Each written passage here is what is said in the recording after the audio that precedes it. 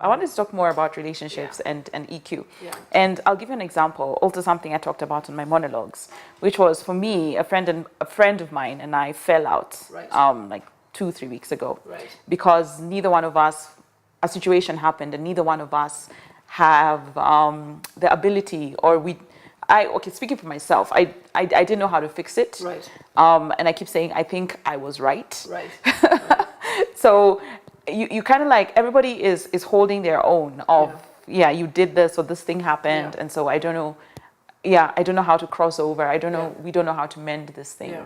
So what we've decided is it's like an unspoken rule. There's just ice now. Yeah. There's just ice. Yeah. So in a situation like that, using EQ, what would the best way be to either resolve or walk away without enmity? Yeah. I mean, I think this goes back to the model I talked about. Know yourself, choose yourself, and give yourself. The question I always ask when I'm stuck is, what do I really want?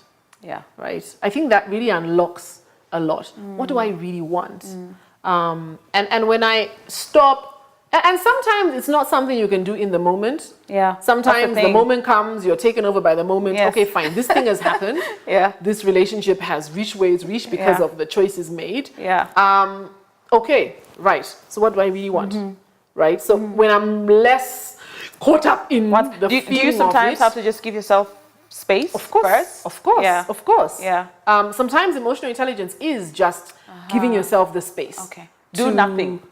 Yes. Yes. Sometimes doing nothing is better than doing something you regret That's later, true. right? So I think for me, it comes back to the same formula. What do I really want, right?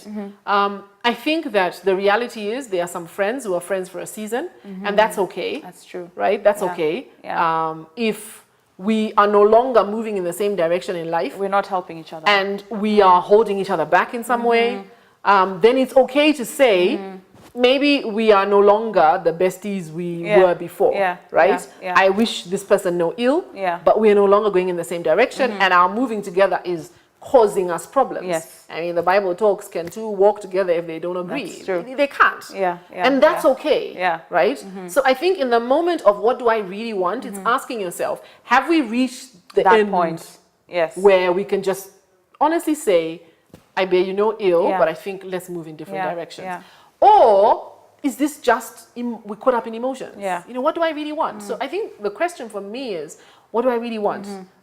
This individual, do I feel they're an integral part of my life?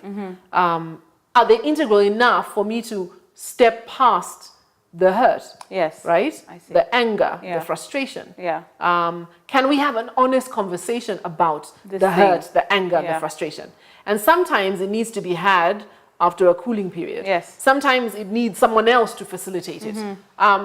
But the first question is always, what do I really want? And then you said something else that I think is very important, is this person integral enough for me to rise above and put this aside and save this relationship? Or are they really, did they stop being integral a long time ago? And I like to use an illustration. People always ask me about this question about dealing with friendship. I like to use an illustration.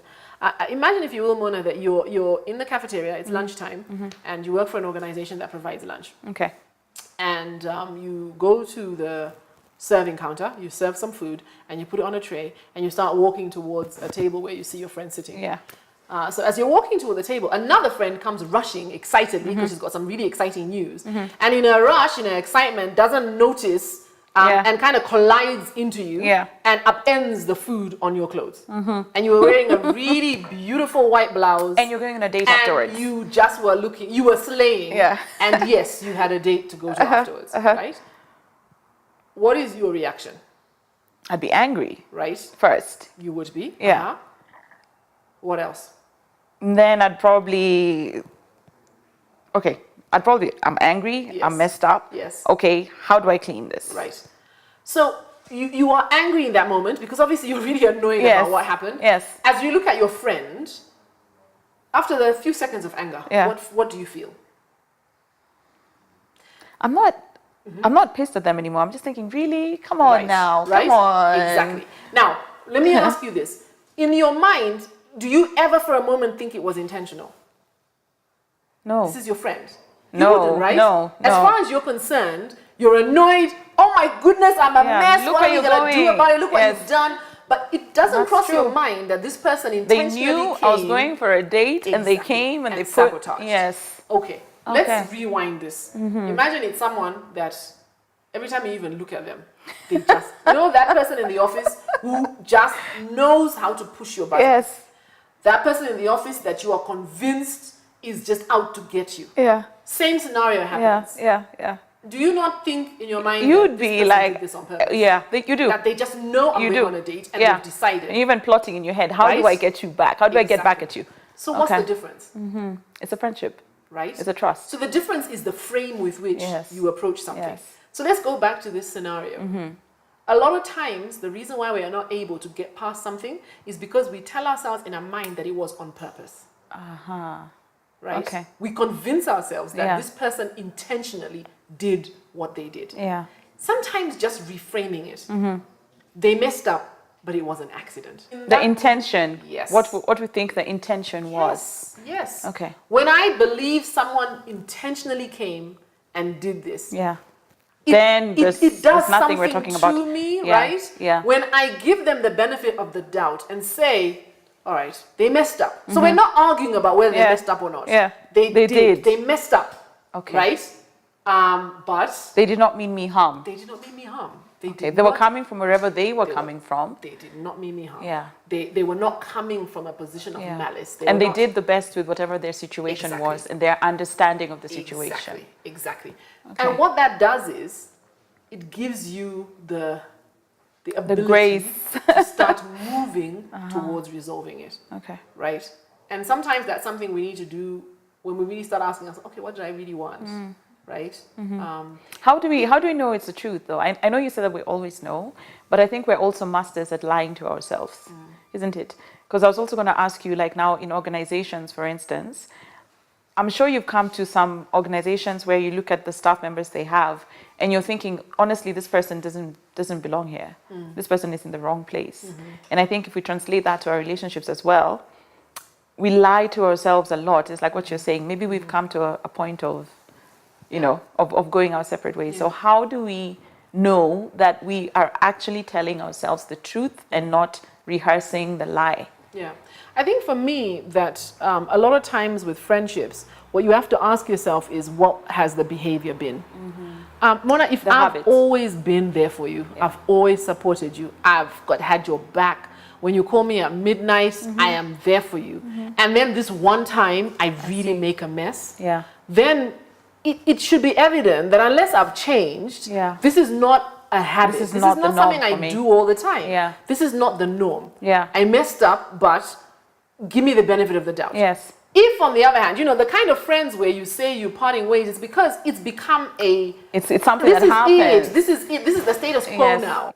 I've realized, as I've reached the fourth floor, as we say in life, that there are seasons to life. Yeah. And in this particular season, this person was my go-to. My thing, my as in my person. Yeah. But there's a season that's come where, no, it's not working. For whatever reason. And it's not that you're a bad person and I'm a good person. It's just that we are in a season where we are no longer aligned. We're not on the same frequency. Okay. We're not on the same frequency. That's okay. I think very often as women especially, we have this mentality that just because my friend's been my friend all my life, they must be my friend for life. Yeah. I've learned lately that I look closely at friendships and just ask myself, where is the value? Are we giving each other value? Exactly. That's true. I think that's a very important question. Are we giving each other value or not? And if we're not, then we're really just taking up space and energy. Yeah. We're just not very good. We've not been in the habit of expressing how we feel. Yeah. And I think that we need to do better at that. At respectfully, I'm big on respect. Respectfully expressing how I feel. That you know what, this friendship is not showing up for me. Yes. Right. So and it's causing me more stress than joy than anything else. Or growth. So either something needs to change. Yeah. Or maybe let's just take a break. I was in a forum recently. For the life of me, I can't remember where. But a lady was telling me she works with people and she does conflict resolution. Okay. And what she does is she gets each aggrieved party to write a letter to the other person. Even if it's never mailed. Yeah. And she says by virtue of writing out how you feel, how this person has made you feel, it is cathartic. Yeah, cathartic. Yes. Cathartic, that word. Yes. So I think that a lot of times the grudges we hold, it's repressed. Because you've not expressed. Yeah. And sometimes expression is not necessarily to the person who hurt you, it's but just to say it. That this really upset me because of this. Because of that, to really dig deep into what the issues are. Okay. So we need to get into the habit of truly understanding who we are and what makes us tick. At what point would we do this? Like something happens, I erupt, I get upset. At what point would I sit back and really think it through? Because it's very hard to do it at the moment. Yeah. I mean, I recommend that we have a moment of self-reflection on a daily basis. Wow. So it could either be first thing in the morning or last thing at night, where you just look through the ups and downs of the day, what triggered some of those. Yeah. Yes. So what we're looking for is starting to identify patterns. We are not robots. We have feelings. Yeah. And very often our feelings will take over, right? Yes. But it's really what patterns exist. Yeah. Am I finding myself in the same cycle over and over again? And this with cycle the same is one people or the same situation. Yes, and this cycle doesn't serve me well. Get into the habit of being introspective. Now, this is really important. Very many of us operate on autopilot when it comes to our emotions. We are clueless about how we really feel. When it comes to everything, really, even work, a lot of people are just autopilot. So you have to rewire, right? And part of rewiring is just asking yourself, getting in tune with yourself, not allowing your emotions to take you by surprise. I think that's definitely the first tip I would give. I like that. Don't allow your emotions to take you by surprise. Yeah, don't allow your emotions to take you by surprise. And the only way you can do that is to know and be in touch with your emotions. Yes. So the minute it's rising, I know, Mona, you're getting irritated because... Yes. Okay. Yes. And I mean, it's not one of these, like, now I have a moment of zen. No, that's not what I'm talking about. I'm talking about real things here. Just ask yourself, right? Yes. How was my day yesterday? Or how was my day today? What, where were the trigger points? Starting to identify those triggers. Because the reality is we may find ourselves in environments that are stressful, that we can't really control them. Maybe your workplace, maybe your boss is the one who's stressful, who's stressing you. You're not able to change that scenario. So emotional intelligence is knowing that I can't change this, so I can make sure that I am in a better space by finding outlets for the frustrations that I feel. You talked about having outlets. So one of the other questions I want to ask you is around that. We've been saying we're not taught to express our emotions, and because of that, I feel sometimes in my own life, as much as I feel like I'm in touch with my emotions, I find myself emotionally fatigued. So somebody who finds themselves, I haven't done it for 6 months, I've not been listening to my emotions, I've not been managing them, and now 6 months later, I am emotionally fatigued. What are some of the steps I can take to reverse that situation? I think that, again, this goes back to, the same model. Know yourself, choose yourself, and give yourself. Yeah. So I think the first step is to really understand, what is it? Knowing yourself. What is driven you to the point of being emotionally fatigued? Is it because you have just been an absorber and you've not released any of that negative energy? Is it because you've just been on a go without stopping? Is it because you've just given and not allowed yourself to receive or replenish? Right? So I think the first thing is really knowing yourself and understanding what's caused you to reach that point. And then the second part of knowing yourself is knowing what do you need to do to replenish? Because people are different. Yeah. I can't tell you that do this go to and replenish. Walk in the forest. Yeah, because people are different. Someone else, like you say, going to Karura Forest, having a day for themselves, really replenishes their soul. For someone else, they're like, there's bugs, there's ticks, you know what I mean? So for them, they come back even more stressed. Right? So I think the key is to really understand yourself and understand what replenishes your soul. Wow. It's like a bank account. Say that again. Understand yourself. Understand yourself and understand what replenishes your soul. That. So that's just knowing yourself, choosing yourself in this scenario. Choosing yourself in this space of replenishment or in this space of feeling emotionally empty means that sometimes you have to take drastic measures. Wow. A couple of years ago, I realized that I was spread too thin. Yeah. Everywhere. Yeah. I transitioned from being a stay-at-home mom to running my own business. Okay. And when I was a stay-at-home mom, I was able to do so many things because I was at home. Exactly, yeah. When I started working, I still tried to do all those things. But you couldn't. But I realized that I couldn't. Yeah. So I started, I always say one of my 40th birthday presents to myself was telling people no. I like that. Right? Yeah. Can we do this? No. Can you host this? No. Can you head this committee? No. And I think it's you also who told me in some of the earlier conversations we've had in a different setting, you said you should allow yourself to say no and not feel like you need to explain or justify it. No. No. Just no. Yeah. People may be upset, they may be offended. Then I'm get okay over with it. that. Yes. I feel I'd rather be doing 3 things and be very effective doing at them well than have 10 things that. Because in the end, I'm actually going to irritate those very same people because I'm not pulling my weight. Yeah. Right? Yeah. So I think choosing yourself is about knowing your limitations. Okay. Again, if you allow me to say, as a praying woman, I believe that God has gifted me and He expects me to give out of those gifts. Not to give out of other people's gifts. That's not my gifting. That's not where God wants me to work. God has gifted me, and He expects me to give out of those gifts. Wow. Not to give out of someone else's expectations. Yes. Right? Yeah. Or somebody else's roadmap. No. Mine. No, mine. Yeah. So I need to be very clear. And the thing is, this is why knowing yourself is important. I need to be very clear, what are those giftings? What is it that I feel I need to do? Yeah. I'm very active in my church, and part of my 40th gift to myself was coming out of all these committees and saying, no, I can't. Let me focus on this one and give it 110%. Yeah. I'm laughing because spreading myself thin. I'm laughing because I'm the same, but for me, it's not in my church. It's in my neighborhood. Right. I mean, I was doing everything. I was throwing parties. I was taking care of the children. Right. I was, if there's a problem, there's a drainage that's not working, Mona is there. At some point, I'm like, I just can't. It's not sustainable. Yeah, it's not but sustainable. again, like I said, it's a season. That's true. I always say to my friends, they tell me, but Mucha, you're the best one at hosting. I tell them there was a season when I was able because I was home. Yes. And I suspect there will be another season. It'll come around again. This little baby of mine called my business is now able to stand on its own 2 feet and I'm no longer required to do all as the much. time. Yeah. There will be a season because I love hosting, right? Where I will do it again. But I think choosing yourself is also about knowing your limitations. Okay. And saying, I'm able to do this, I'm able to do that. Actually, no, this one I can't. Okay. Or if I'm going to do it, I'm going to do it by my schedule. Yeah. Right? Yeah. Don't allow other people to be the ones to who impose determine it on you. Yeah. Yes. Like, no, this is my schedule. Yeah. And the last part of the model is give yourself. Know why you're doing what you do.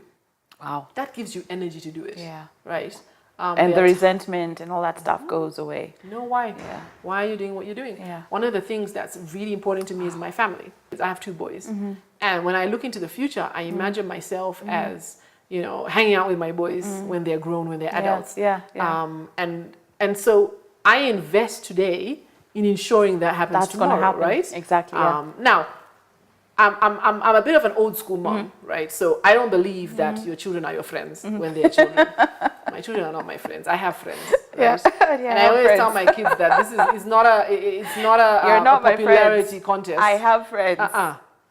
My job is your mother, and I set very clear boundaries. But even as I do that, on a serious note, I'm mindful of my end. What is my end? I want to have the kind of relationship with my boys that when they're in their teens, they're telling me about the girlfriend that they have or the girl they're looking at. When they are in their 20s and they are serious about getting married, that they feel they can come and introduce this woman to me. What is the ultimate goal? Okay. Why am I doing this? Why am I doing this? What is your reason why? When your reason why is clear, it gives you energy. In 6 seconds, we talk about having a noble goal. Okay. Your noble goal is something that outlives you. A legacy. It's your legacy. Yeah. What is your legacy? Yeah. What is it? And I find that in times where you are emotionally drained, sometimes you just needed to remind yourself, why? Yeah. What is my legacy? Or you've gone off the path. What is my noble goal?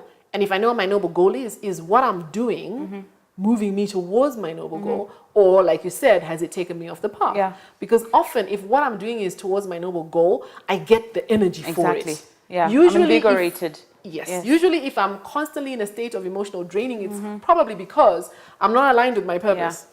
Yeah. Wow. Great.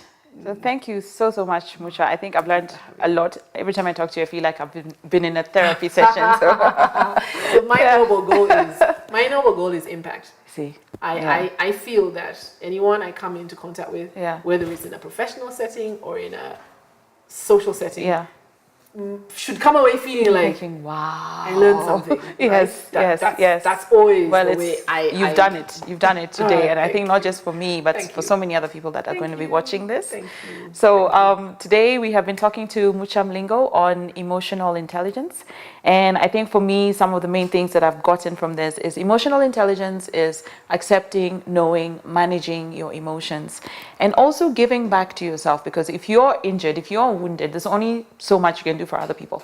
So know yourself, choose yourself, give yourself. I think for me, that's something I'm really going to be zeroing in on in the next few months of my life. And I'm so thankful to that.